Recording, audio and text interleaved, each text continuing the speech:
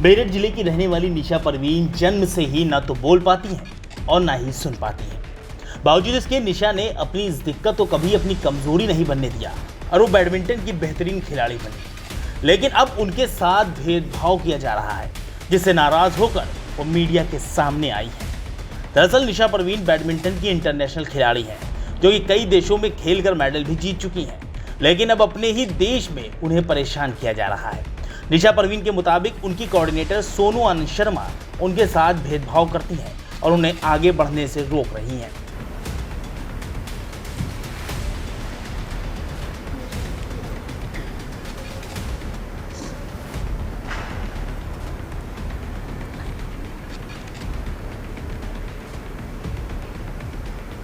देखो, उन्होंने मेरे से पता नहीं किस बात की गुस्सा निकाला मेरे से। उन्होंने मेरा मैच कराना था, मैं जीतती या हारती, जो होता वो सब बिना मैच के इन्होंने डिसाइड कर दिया, क्योंकि 4 लोग पहले से ही इनके फिक्स थे।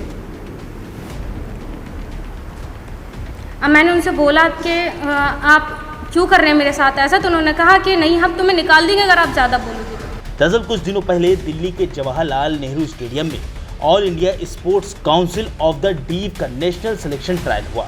इस ट्रायल में सोनू आनंद शर्मा के साथ निशा परवीन भी पहुंची थी। निशा ने जबरदस्त प्रदर्शन किया। निशा बोल सुन नहीं पाती है, लिहाजा उन्होंने अपने मन में 8 पॉइंट्स जोड़े, लेकिन सोनू मैडम ने उन्हें महज 2 पॉइंट्स दिए। निशा बोल नहीं सकती थी, लिहाजा वो सोनू मैडम का विरोध भी न कर सकी। निशा के मुताबिक 3 दिनों तक ट्रायल होना था, जिसमें 3 मैच होने थे, लेकिन सोनू मैडम ने जबरन उनसे पेपर पर साइन करवाते हुए एक ही मैच के बाद उन्हें बाहर कर दिया।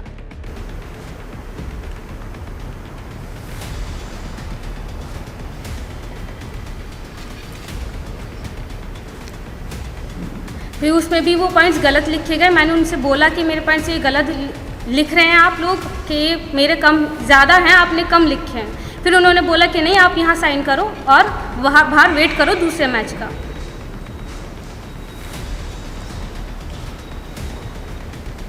क्योंकि मैं बाहर धूप में बैठी हुई बहुत देर तक वेट करती रही, मुझे नहीं बुलाया। फिर बुलाया भी बहुत देर बाद, तो मैं गई अंदर। मेरे से जो साइन करा रखे थे वहाँ 2 मैच और दिखा दिए कि मैं हार चुकी हूँ मैच भी बिना खेले। कोच चांद बहादुर के मुताबिक निशा परवीन बोल नहीं सकती, लेकिन खेल के मामले में कोई उनके सामने नहीं टिकता। वो आज भी 10 से 12 घंटे प्रैक्टिस करती हैं ताकि एक बेहतरीन खिलाड़ी बन सके। इस टाइम मौजूद हैं द शटलर डिलाइट कोच, जिसके कोच हमारे सामने हैं, और इनके द्वारा यहाँ एक प्रेस कॉन्फ्रेंस का आयोजन किया गया था, जिसमें 2 नेशनल प्लेयर भी मौजूद हैं। हम बात करते हैं नेशनल प्लेयर के कोच से। क्या नाम है सर आपका? मेरा नाम चांद बहादुर है। सर, यहाँ पर आपने एक प्रेस कॉन्फ्रेंस का आयोजन किया है, किस विषय में किया है? इन बच्चों के लिए इनको कोई जगह मिल सके जहाँ इनकी आवाज़ जा सके। इनको अभी तक कोई अचीवमेंट नहीं मिला है, जबकि इंटरनेशनल प्लेयर्स भी हैं।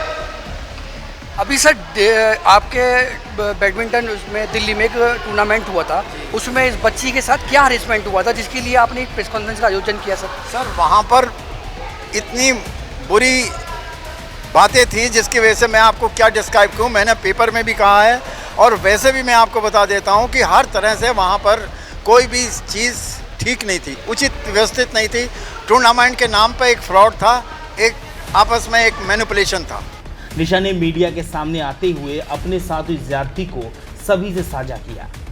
निशा एक अंतर्राष्ट्रीय खिलाड़ी बनना चाहती है, जिसके लिए वो हर मुमकिन कोशिश कर रही हैं, लेकिन जिस तरह कोऑर्डिनेटर सोनू आनंद शर्मा उनके साथ भेदभाव कर रही है, उससे वो खासा परेशान है।